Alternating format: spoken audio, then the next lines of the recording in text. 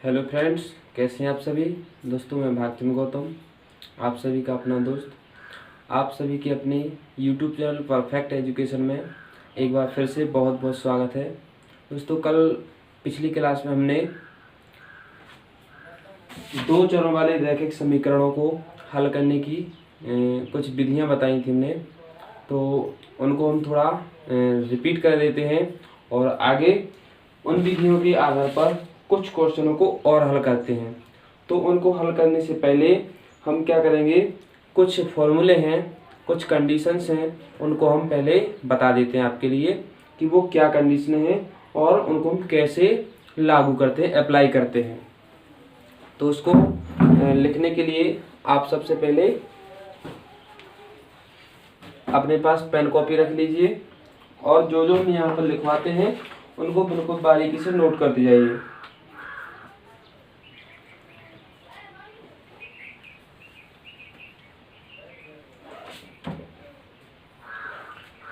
तो यहाँ पर लिखेंगे दो चरों के रैखिक समीकरण युग्म, दो चरों के रैखिक समीकरण युग्म तथा निरूपित रेखाओं का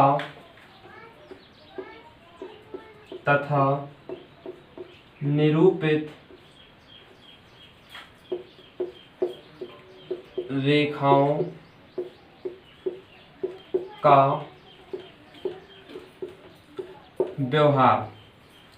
तो दो चरों के रैखिक समीकरण युग्म तथा निरूपित रेखाओं का व्यवहार, तो उनके व्यवहार कौन कौन से होते हैं तो उनको हम लिखते हैं और कौन सी कंडीशन होती हैं वो भी बताते हैं। लिखेंगे यहाँ पर, माना कि x व y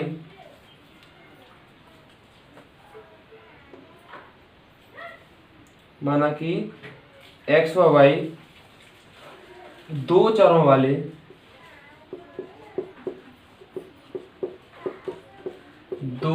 वाले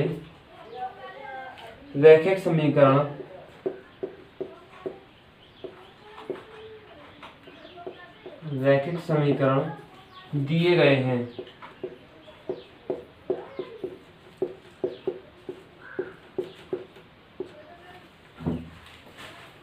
माना कि x और y दो चरों वाले रैखिक समीकरण दिए गए हैं, यानी दो चर कौन कौन से हैं, x और y। तो इनमें हमें रैखिक समीकरण दिए गए हैं, क्या क्या हैं, a1x plus b1y plus c1 is equal to 0। Second है a2x plus b2y plus c2 is equal to 0। ये दो रैखिक समीकरण दिए गए हैं x और y दो चरों में, जो सरल रेखाओं को निरूपित करती हैं। जो रेखाएं दी गई हैं वो कैसी हैं, जो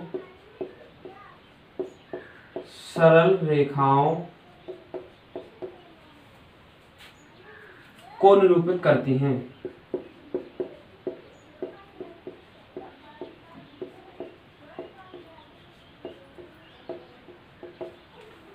जो दो सरल रेखाओं को निरूपित करती हैं। पहली कंडीशन है, यदि रेखाएं प्रतिच्छेद करती हैं, यदि रेखाएं परस्पर प्रतिच्छेद करती हैं।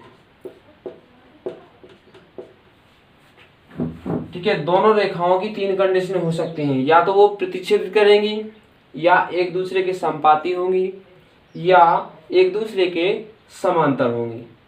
ठीक है, तो पहली कंडीशन है यदि रेखाएं परस्पर प्रतिच्छेदित करती हैं, तो इसके लिए क्या कंडीशन होती है कि a1 upon a2 is equal to b1 upon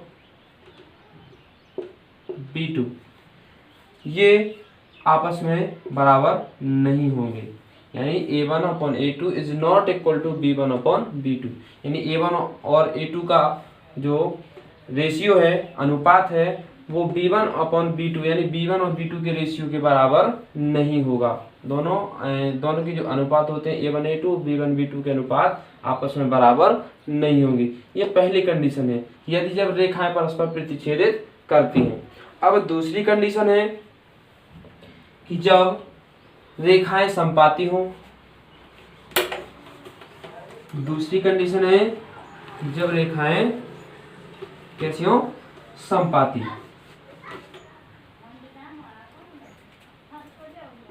दूसरी कंडीशन है जब दोनों रेखाएं परस्पर समपाती हों। तो क्या होगा, A1/A2 is equal to B1/B2 is equal to C1/C2। ये तीनों आपस में बराबर होंगे। A1A2 का रेशियो, B1B2 का रेशियो और C1 और C2 का रेशियो परस्पर इक्वल होगा, यानी बराबर होगा। तीसरी कंडीशन है यदि रेखाएं समांतर हों। यदि रेखाएं समांतर हों, ठीक। तो समांतर होने के लिए क्या कंडीशन होती है कि A1 और A2 का रेशियो B1 और B2 के रेशियो के बराबर होगा, लेकिन C1 और C2 के रेशियो के बराबर नहीं होगा। यानी A1/A2 बराबर B1/B2 और C1/C2 का मान दोनों के बराबर नहीं होगा। ये तीनों कंडीशनें थी, ठीक है। तो तीनों कंडीशनें फिर से एक बार देख लेते हैं कि पहली कंडीशन थी कि जब दोनों रेखाएं परस्पर एक दूसरे को प्रतिच्छेदित करती हैं तो क्या था, A1 और A2 का रेशियो B1 और B2 के बराबर नहीं था। यहाँ पर लिख देते हैं पहली कंडीशन क्या थी, A1/A2 is not equal to B1/B2। ये पहली कंडीशन थी। दूसरी कंडीशन में क्या है, A1/A2 बराबर B1/B2 बराबर C1/C2। तीसरा है यदि रेखाएं समांतर हो तो A1/A2 बराबर B1/B2 but is not equal to C1/C2। तो ये तीनों कंडीशनें हो गई हैं। इन कंडीशनों के आधार पर कुछ क्वेश्चन एक्सरसाइज में दिए गए हैं, उनको हम सॉल्व करेंगे, ठीक है। इसके बाद हमें वही प्रतिस्थापन विधि और विलोपन विधि और जो आखिरी उसकी दो चरों वाले रैखिक समीकरणों को हल करने की एक और विधि है, वो है वज्र गुणन विधि। तो उनको हम सॉल्व करेंगे। तो दोस्तों जो पहली बार वीडियो को देख रहे हैं, चैनल को सब्सक्राइब कर लें। लाल कलर में लिखा रहेगा सब्सक्राइब, उसको दबाएंगे, एक बेल आइकन बन जाएगा। वहाँ पर जैसे ही दबाएंगे तो वहाँ पर उसको हमें दबा देना है बेल आइकन को, ताकि जो अगली क्लास आएगी उसकी सूचना आप तक सबसे पहले पहुँच जाए। और वीडियो को लाइक करना बिल्कुल ना भूलें। तो दोस्तों आगे बढ़ते हैं एक्सरसाइज पर। अच्छा, हमने कल एक क्वेश्चन दिया था आप लोगों के लिए, तो अभी तक किसी का रिस्पांस नहीं आया है। चलो हम ही बता देते हैं। हमने पूछा था कल क्वेश्चन में कि शून्यक का दूसरा नाम क्या है, शून्यक को और किस नाम से जानते हैं। तो शून्यक का जो दूसरा नाम होता है उसको मूल कहते हैं, रूट। तो मूलों का योगफल निकालते हैं, मूलों का गुणनफल निकालते हैं। ऐसे ही यहाँ पर जो क्वेश्चन है उसका नाम बदल दिया है केवल शून्यक। तो शून्यकों का योग, शून्यकों का गुणनफल। हमने द्विघात बहुपद बनाने के लिए एक फॉर्मूला बताया था x² माइनस मूलों का योगफल इंटू x प्लस मूलों का गुणनफल। इसमें पिछली एक्सरसाइज में बताया था हमने। तो अब है आगे बढ़ते हैं। यहाँ से हमने बीजगणितीय रूप बता दिया, दो चरों में रैखिक समीकरणों का ग्राफीय रूप भी बता दिया है। जिनको भी समझ में नहीं आया है तो पिछली क्लास जाकर के देख लें, हमने वीडियो की डिस्क्रिप्शन बॉक्स में उसकी लिंक डाल दी है, वहाँ से आप जाकर के बिल्कुल देख सकते हैं। वहाँ पर पूरा क्लियरली बताया गया है कि ग्राफी रूप क्या कहलाता है और बीजगणितीय रूप क्या कहलाता है। बीजगणितीय रूप को कैसे निकालते हैं, ग्राफी रूप को कैसे उसको ड्रॉ करते हैं, खींचते हैं। ठीक, तो आगे बढ़ते हैं हम।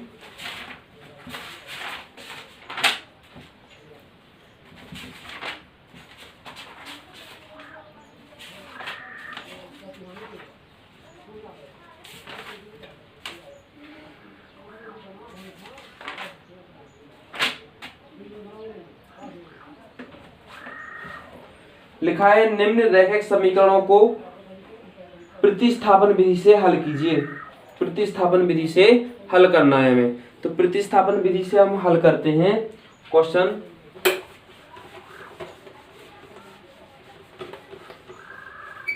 दो समीकरण दिए गए हैं, x plus Y is equal to 14 और x minus Y is equal to 4।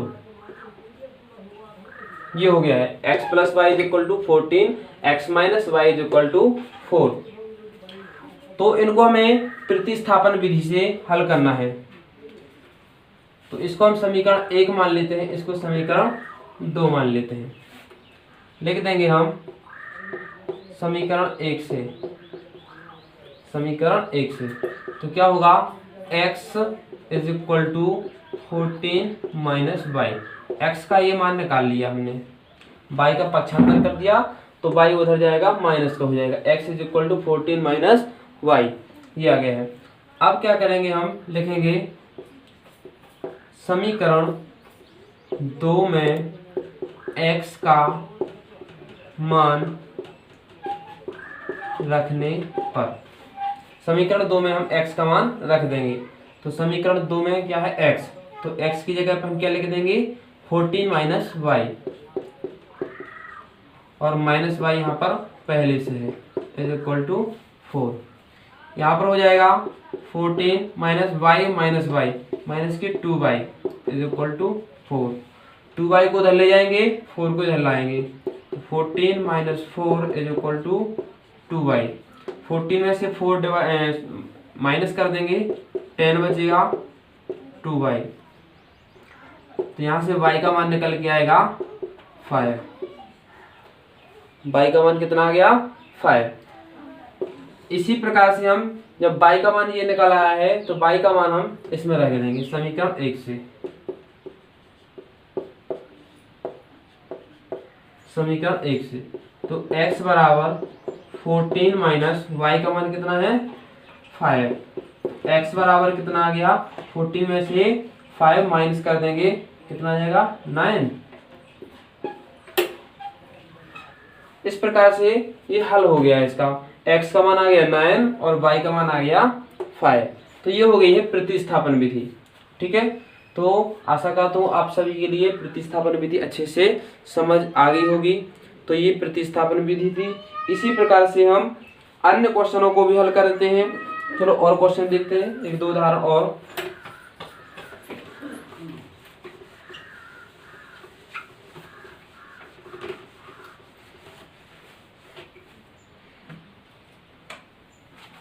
इसका नेक्स्ट क्वेश्चन है 3x minus Y,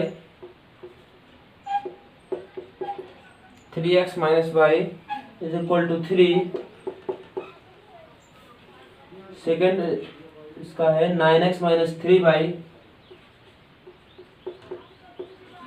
is equal to 9। ये हो गया। तो यहां से वही फिर से हम करेंगे, y का मान निकाल लेंगे और चाहे x का मान निकाल लेंगे, किसी का भी मान निकाल सकते हैं। तो y का मान निकाल लो तो आ जाएगा 3x minus 3 is equal to y. ठीक, अब यही y का मान उठा करके हम समीकरण 2 में रख देंगे, समीकरण 1 और समीकरण 2 लिख देंगे हम। समीकरण 2 में y का मान समीकरण 1 से रखने पर रख देंगे। तो 9x minus 3 into Y, Y की जगह पे लिख देंगे 3x minus 3 is equal to 9 है। तो 9x माइनस 3 का मल्टीप्लाई कर देंगे तो 3 3 जा 9x माइनस माइनस प्लस हो जाएगा, 3 3 जा 9 इज इक्वल टू 9। तो यहां पर देखेंगे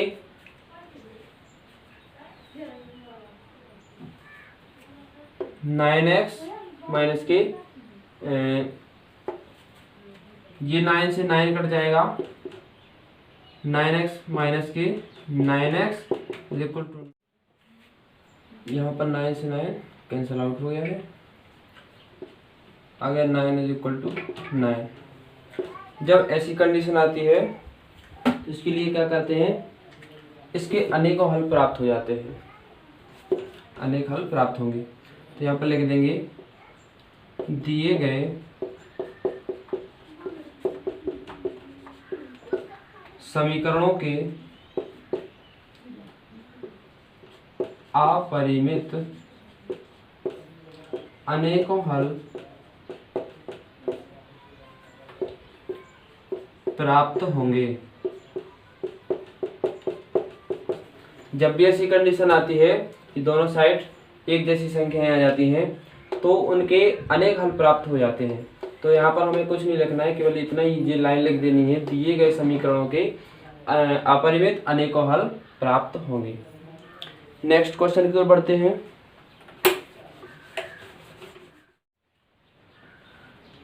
नेक्स्ट क्वेश्चन है 2x plus 3 is equal to 11 और 2x minus 4y is equal to minus 24 को हल कीजिए और इससे m का वह मान ज्ञात कीजिए जिसके लिए y बराबर mx प्लस 3 हो। तो इसके लिए देखते हैं,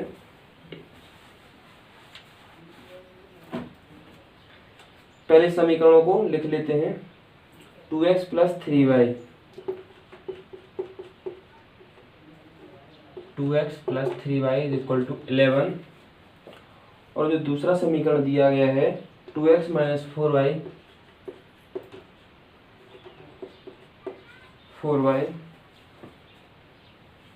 इज इक्वल टू माइनस 24।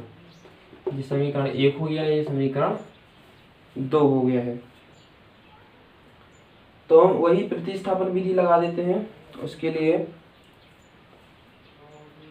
तो हो जाएगा, यहाँ से हम 2x का मान निकाल लें, हो जाएगा 2x समीकरण 1 से 2x is equal to 11 minus 3y, 2x का मान हमने ये निकाल लिया है।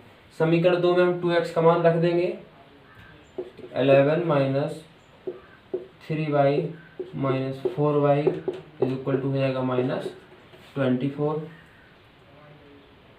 11 माइनस 3y माइनस 4y ये ऐड हो जाएंगे तो माइनस हो जाएंगे 7y is equal to minus 24। 7y को उधर ले जाएंगे और 24 को इधर लाएंगे। 11 plus 24 is equal to 7y हो जाएंगे कितने, 35। 7y, y की वैल्यू निकल के आएगी 7 5 जा 35, y की वैल्यू आ जाएगी 5। अब क्या करेंगे, y का मान उठा करके हम समीकरण 2 में रख देंगे या समीकरण 1 में रख देंगे तो x का मान निकल आएगा। समीकरण 1 से तो यहाँ पर 2x is equal to 11 minus 3 into y की वैल्यू कितनी है 5। तो 2x is equal to 11 minus 3 5 जा 15। तो 2x इज इक्वल टू, इसको माइनस कर देंगे तो कितने आ जाएंगे माइनस 4। x बराबर आ जाएगा -2। तो यहाँ पर x का मान आ गया और y का मान आ गया। तो अब हमें क्या करना है, m का वह मान ज्ञात करना है जिसके लिए कितना है y बराबर mx प्लस 3, y बराबर mx प्लस 3 हो।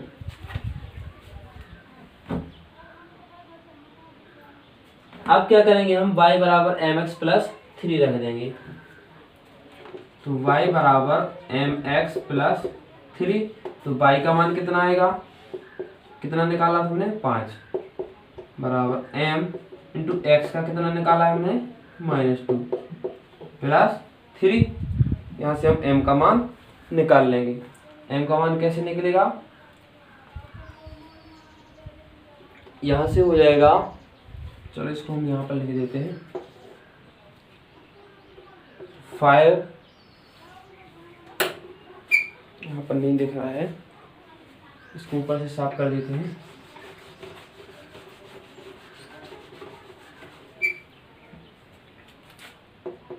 5 इज इक्वल टू, ये हो जाएंगे माइनस की 2m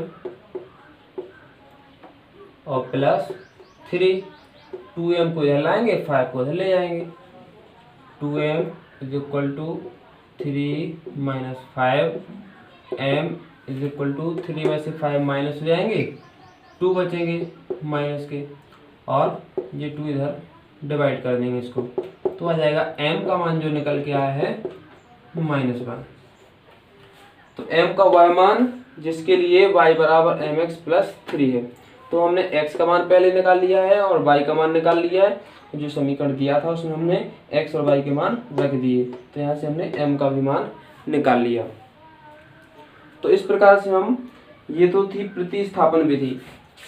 अब इन्हीं क्वेश्चनों को हम विलोपन विधि से भी हल कर सकते हैं, ठीक है। लेकिन क्वेश्चन पर डिपेंड करता है कि क्वेश्चन क्या कह रहा है, कि प्रतिस्थापन विधि से हल करना है या विलोपन विधि से अथवा बज्र गुणन विधि से। तो इसके कुछ क्वेश्चन और हैं। दो संख्याओं का अंतर 26 है और एक संख्या दूसरी संख्या की 3 गुनी है, तो उन्हें ज्ञात कीजिए। क्योंकि ये क्वेश्चन बहुत ही इंपॉर्टेंट है, ऐसे क्वेश्चन परीक्षाओं में अक्सर पूछे जाते हैं। ये क्वेश्चन तो कंपटीशन लेवल पर भी आ जाते हैं, तो इनको बड़ी आसानी से कर सकते हैं, लेकिन उसके लिए थोड़ा दिमाग लगाना पड़ेगा। बिल्कुल बारीकी से देखते जाएं। क्वेश्चन की भाषा को केवल समझना है हमें। क्वेश्चन क्या कह रहा है, दो संख्याओं का अंतर। अंतर का मतलब होता है एक में से घटा देंगे दूसरी संख्या को तो उसका अंतर निकल आता है। तो दो संख्याओं का अंतर, तो दो संख्याओं के लिए हम क्या करेंगे, पहले लिखेंगे माना कि दी गई दो संख्याएं x व y हैं, x व y हैं। तब प्रश्नानुसार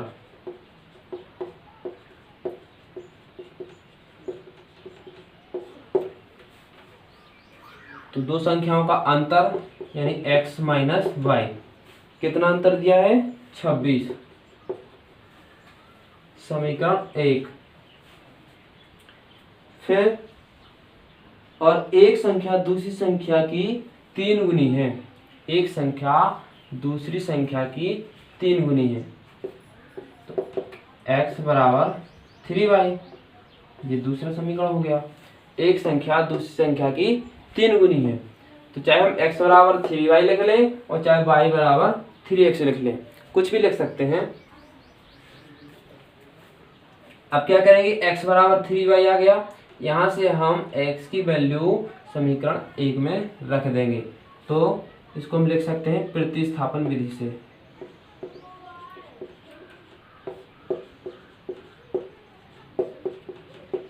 प्रतिस्थापन विधि से तो x की जगह पर हम 3y लिख दें,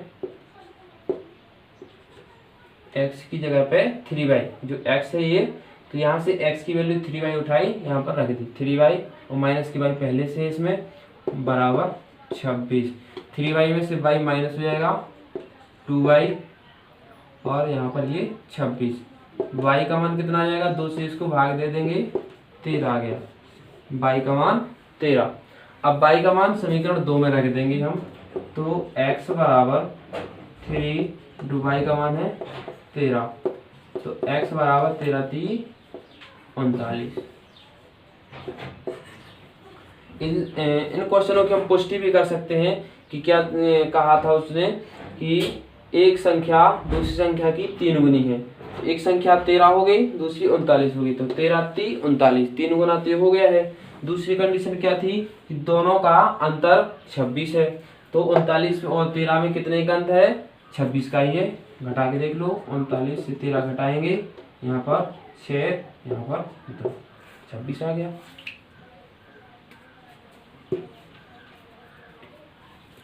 तो ये हो गया है। ये बहुत ही आसान क्वेश्चन है, अगर समझ में आ गया तो किसी प्रकार की समस्या नहीं आएगी, लेकिन अगर ध्यान से नहीं देखा, समझा नहीं, तो समस्या ही समस्या है।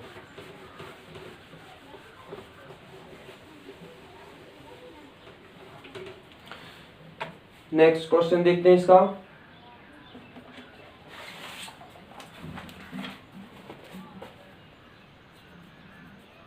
लिखा है दो संपूरक कोणों में बड़ा कोण छोटे कोण से 18 अंश अधिक है, तो उन्हें ज्ञात कीजिए। दो संपूरक कोणों में एक जो बड़ा कोण है वो कितना है? 18 अधिक है। तो क्या करेंगे, हम लिखेंगे माना दो संपूरक कोणों में बड़ा कोण ए है और या x मान लेंगे या y मान लेंगे। तो लिखेंगे हम माना कि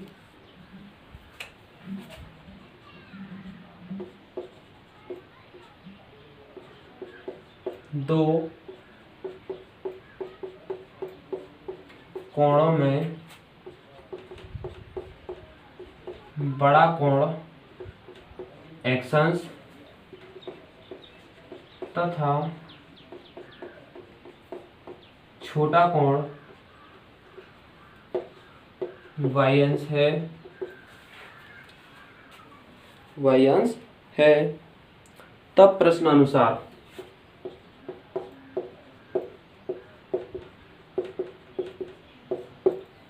प्रश्न क्या कह रहा है कि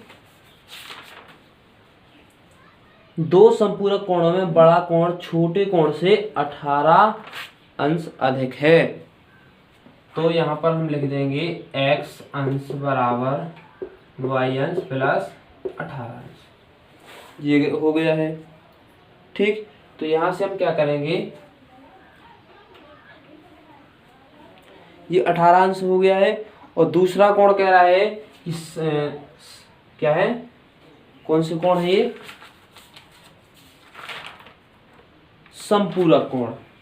तो संपूरक कोणों का क्या होता है कि जो दो कोण होते हैं उनका योग 180 अंश होता है। तो इसको हम समीकरण 1 मान लेंगे। और दूसरा क्या है कि x प्लस वाई बराबर 180 अंश।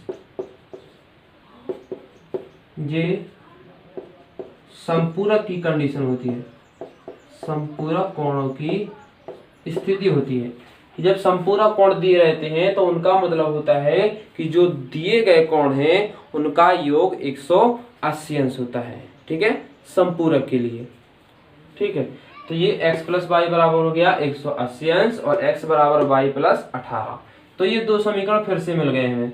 तो दोनों समीकरणों से हम फिर x और y के मान निकाल लेंगे। तो यहाँ पर देखेंगे कि x का मान कितना है, y प्लस 18। तो x का मान यहाँ से उठा करके हम समीकरण 1 से समीकरण 2 में रख देंगे।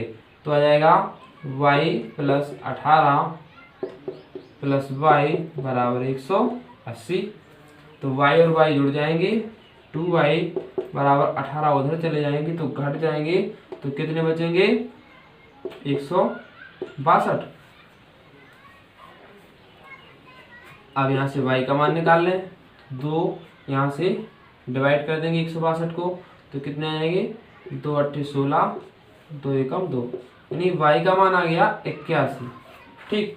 तो x का मान निकाल लेंगे हम, x का मान निकालें तो x बराबर y का मान रख देंगे हम 81 प्लस 18 है, तो x बराबर आ जाएगा 8 और 1 9 और 8 और 1 9, 99।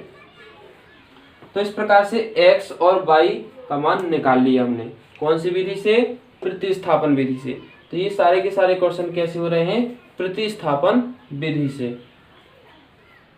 तो x का मान आ गया और y का मान, सॉरी x का मान ये और y का मान ये आ गया। तो दोनों कोण आ गए हैं। तो x हमने बड़ा कोण माना था तो x बड़ा ही आया है 99, और छोटा कोण हमने y माना था तो छोटा कोण 81 आ गया है। तो ये हो गया है। और संपूरक कोणों की कंडीशन क्या थी कि दोनों कोणों का योग 180 अंश होता है। यहाँ से हम जोड़ सकते हैं 99 और 100 और 80, 180 अंश हो गया है। तो इस प्रकार से ये क्वेश्चन हल हो गया है। आगे देखते हैं अगला क्वेश्चन। अगर दोस्तों वीडियो अच्छी लग रही हो तो कृपया वीडियो को लाइक करें, और जो चैनल पर पहली बार विजिट कर रहे हैं, वीडियो को पहली बार देख रहे हैं, तो चैनल को सब्सक्राइब कर लें। अगर जिन्हें पता नहीं कि सब्सक्राइब कैसे होता है तो दोस्तों जहाँ पर वीडियो चल रही है वहाँ से थोड़े नीचे जाएंगे, थोड़े बिल्कुल थोड़ा ऊपर की ओर खिसकाएंगे तो लाल कलर में लिखा रहेगा सब्सक्राइब। सब्सक्राइब लाल कलर में सब्सक्राइब लिखा रहेगा, उसको दबाएंगे और दबाने के बाद बेल आइकन को जरूर दबा दें। तो दोस्तों अगले क्वेश्चन की ओर बढ़ते हैं। अगला क्वेश्चन है इसी का। एक क्रिकेट टीम के कोच ने 7 बल्ले और 6 गेंदें 3800 रुपये में खरीदी। बाद में उसने 3 बल्ले और 5 गेंदें 1750 रुपये में खरीदी। तो प्रत्येक बल्ले और प्रत्येक गेंद का मूल्य ज्ञात कीजिए। ये बहुत ही सरल क्वेश्चन है, ठीक है। ये कंपटीशन लेवल तक की क्वेश्चन है। यहाँ पर दोस्तों कंपटीशन में हालांकि कहीं से अलग से नहीं आते क्वेश्चन, यहीं से बनते हैं क्वेश्चन। ये बहुत ही इजी होते हैं, अगर समझ में आ गया तो बहुत ही जल्दी हो जाते हैं, ठीक।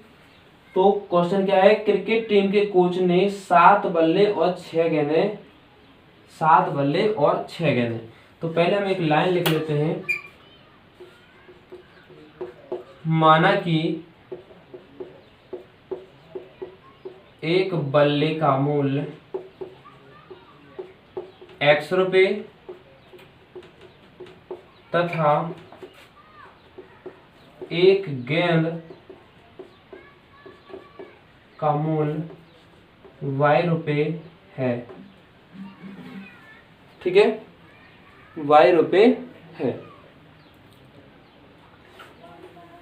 तो प्रश्नानुसार प्रश्न क्या कह रहा है कि 7 बल्ले और 6 गेंद। तो 7 बल्ले का मूल्य कितना था x, एक बल्ले का 7 x था तो 7 बल्ले का 7x हो जाएगा, और 6 गेंदों का, एक गेंद का y है तो 6 गेंदों का 6y। इसका दोनों का मिला के मूल्य कितना हुआ है 3800 रुपये। इसे हमने समीकरण 1 दे दिया। दूसरी कंडीशन क्या है, पुनः दूसरी कंडीशन ये है कि 3 बल्ले और 5 गेंदें, 3 बल्ले और 5 गेंदें ये कितने में खरीदी, 1750। ये समीकरण दूसरा हो गया है, ठीक। अब यहां से हमें प्रत्येक गेंद और प्रत्येक बल्ले का मूल्य निकालना है। इसका मतलब है कि x और y के मान हमें अलग अलग प्राप्त करना है, ठीक है। तो वैसे तो हम कर सकते हैं तीनों विधियों से, प्रतिस्थापन विधि से, विलोपन विधि से और बीज गुणन विधि से। जो कि क्वेश्चन में पहले ही लिख रखा है कि इन क्वेश्चनों को प्रतिस्थापन विधि से हल कीजिए, तो हमें प्रतिस्थापन विधि से ही हल करना है। तो वही प्रक्रिया लगाएंगे जो हमने पिछले क्वेश्चनों में लगाया है कि हमें x या y का मान निकाल लेना है और x और y का मान निकाल करके किसी दूसरे समीकरण में रख देना है। अब क्या करेंगे, समीकरण 2 हो गया ये। अब यहाँ से हम किसी समीकरण से x या y का मान निकाल लेते हैं। चलो समीकरण 1 से क्या जाएगा, 7x बराबर 3800 माइनस के 6y। x का मान निकाल लेंगे तो 3800 माइनस 6y बटे में 7, ठीक। जो हो गया, x का मान निकाल लिया। अब ये x का मान उठा करके हम समीकरण 2 में रख देंगे। तो यहाँ पर लिख भी सकते हैं कि समीकरण दो में समीकरण 1 से x का मान प्रतिस्थापित करने पर लिख देंगे 3 x की जगह पे क्या लिखेंगे हम 3800 माइनस 6y बटे 7 प्लस में 5y बराबर 1750। 3 का यहाँ पर हम गुणा कर देते हैं तो हो जाएगा 0 0 3 8 24 3 3 का 9 2 11 माइनस 3 18y बटे 7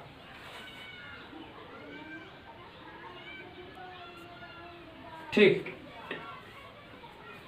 प्लस 5y बराबर 1750। इतना ये हो गया है। इसको पहले नोट कर लेना अच्छे से, ठीक है। 11400 माइनस 18y बटे में 7 प्लस 5y बराबर 1750। अब यहाँ से हम पूरा का पूरा ये जो समीकरण है एक चर में बदल गया y के पदों में, तो यहाँ से हम y का मान निकाल लेंगे पहले, ठीक। तो y वाले पद हम एक साइड कर लेंगे और जो बिना y वाले हैं उनको एक साइड कर लेंगे। तो इसको हम ऊपर से साफ कर देते हैं।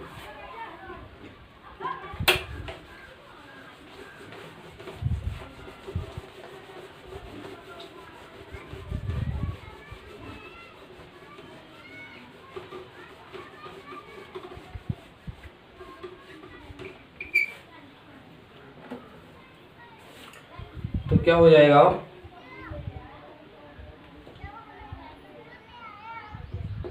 11400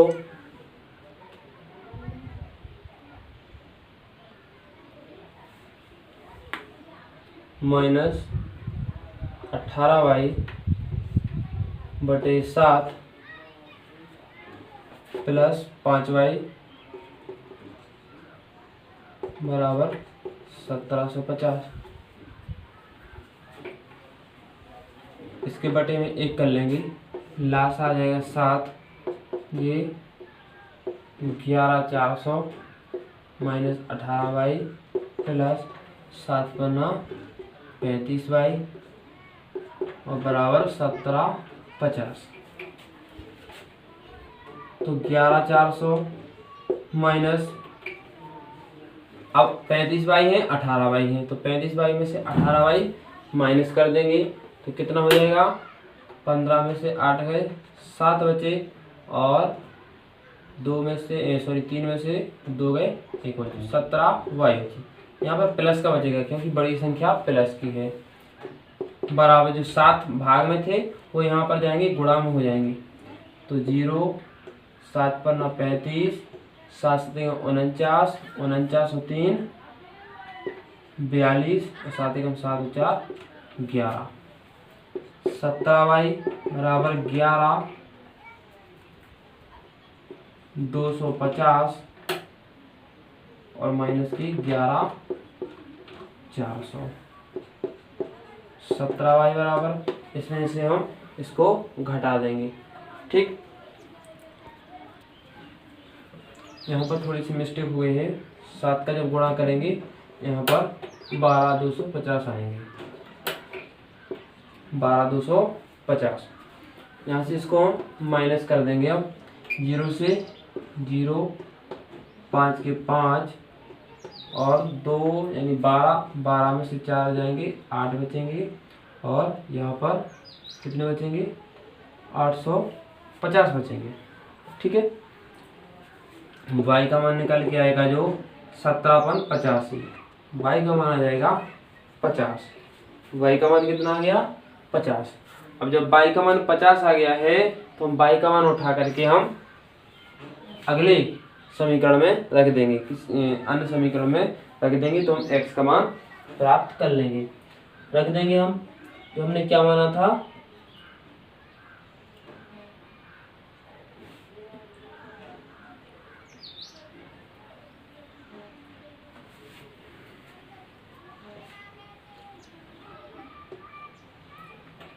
y का मान दूसरे समीकरण में रख देंगे तो x का मान प्राप्त हो जाएगा। तो दोस्तों ये क्वेश्चन बहुत ही आसान है, ठीक है, समझने में कोई दिक्कत नहीं आएगी अगर अच्छे से आप देख रहे हैं तो देखते जाइए वीडियो को और अच्छे से पेन कॉपी लेकर के क्वेश्चन को सॉल्व करते जाइए। फिर भी अगर किसी को कोई समस्या हो, किसी प्रकार की दिक्कत हो या समझने में कोई समस्या आ रही है तो हमें कमेंट बॉक्स में ज़रूर बताएं कि सर ये दिक्कत है हमें, तो उसका हम सॉल्यूशन ज़रूर करेंगे। और अगली एक्सरसाइज जो वो पूरी रहेगी विलोपन विधि पर आधारित, विलोपन विधि पर आधारित।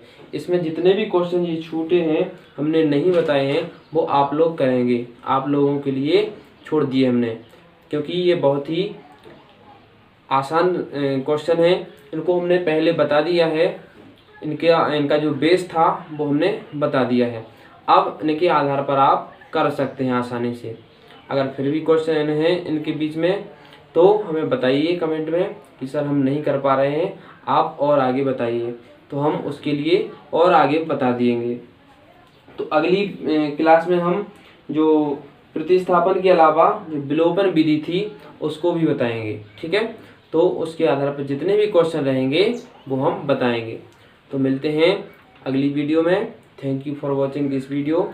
और जिन्होंने अभी तक वीडियो को लाइक नहीं किया है, चैनल को सब्सक्राइब नहीं किया है तो सब्सक्राइब कर लें, वीडियो को लाइक कर लें और अपने फ्रेंड्स में शेयर करना बिल्कुल ना भूलें। दोस्तों बिल्कुल लगाते रहिए क्वेश्चनों को, हिम्मत नहीं हारना है। हमें अगली साल यानी जिस सत्र में हम पहुंच चुके हैं उसमें अच्छी से अच्छी परसेंटेज लाना है। तो बिल्कुल देखते रहिए परफेक्ट एजुकेशन। तो दोस्तों thank you for watching this video. Have a nice day.